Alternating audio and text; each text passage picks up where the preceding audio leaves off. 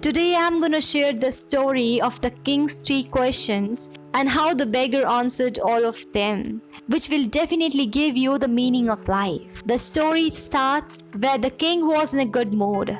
He turned to the young minister and asked with a smile, "What is the greatest wish of your life?" The minister was embarrassed. He lowered his face. The king laughed and said, "Don't worry, just tell me the biggest wish of your life." The minister knelt down and said humbly, "O king, you are the owner of this beautiful kingdom in the world, and whenever I see this kingdom, a desire arises in my heart. If 1/10 of it were mine, I would be the luckiest person in the world." The minister was silent, but the king laughed and said, "What if I give you half of my kingdom?" The minister looked up nervously and said, "O king, how is this even possible? How can I be so lucky?" The king immediately called the secretary and ordered him to write down 2 orders. The king first ordered that half of his kingdom be handed over to the young minister. And in the second order, the king ordered the minister to be beheaded. The minister was astonished at the both orders. The king sealed the order and looked the ministers in his eyes and said, "You have 30 days. And you have to find the answers to only 3 questions in those 30 days. If you succeed, my second order will be revoked and you'll get half of my kingdom. And if you fail, my first order will be cancelled and your head will be beheaded according to the second order." The minister's surprise turned into anxiety. The king then said, "Write down my 3 questions." The minister began to write. The king said, "What is the greatest truth of human life?" He paused and said, "The second question is, what is the greatest description of human life?" Again he paused and said, "The third question is, what is the greatest weakness of human life?" The king then struck the bell and said loud, "Your time begins now." The minister picked up the 2 orders and ran away from the court. He gathered intellectuals, writers, thinkers from all over the country this evening and put the question in front of them, but they could not form any opinion. The minister increased the number of intellectuals the next day, but the result was the same.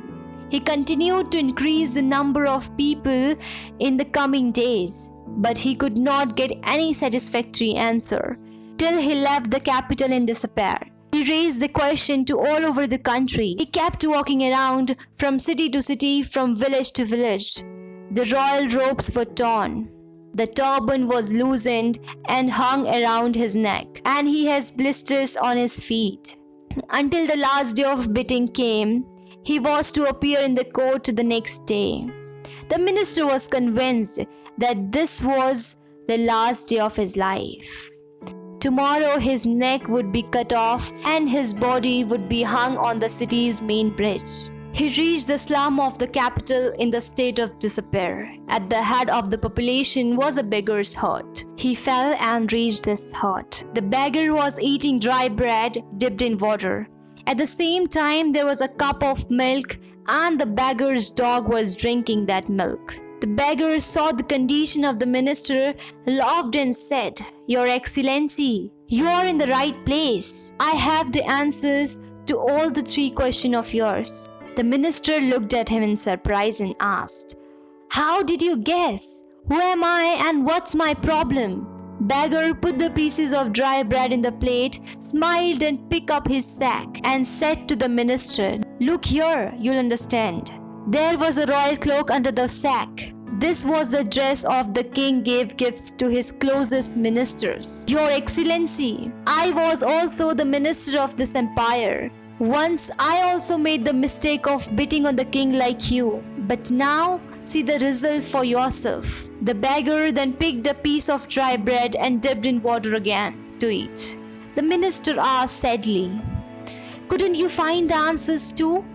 The beggar laughed and replied, "My case was different from yours. I had found the answers. I told the king the answers.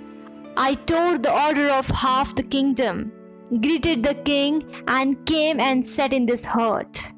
I and my dog both are living a content life. The minister was surprised, but it was not the time to analyze the former minister's stupidity. It was time to find out the answers. So instead of becoming an angry person, minister became forgive and asked the beggar, "Can you answer my questions?" The beggar nodded yes and replied, "I will answer the first two questions for free, but you'll have to pay me for the third answer." The minister had no option but to accept the bet. He immediately nodded his agreement. The beggar said, "The greatest truth in the world is death. No matter who the person is, he cannot escape from this truth." He paused and said, "The greatest description of human life is life. Every one of us is deceived by the external."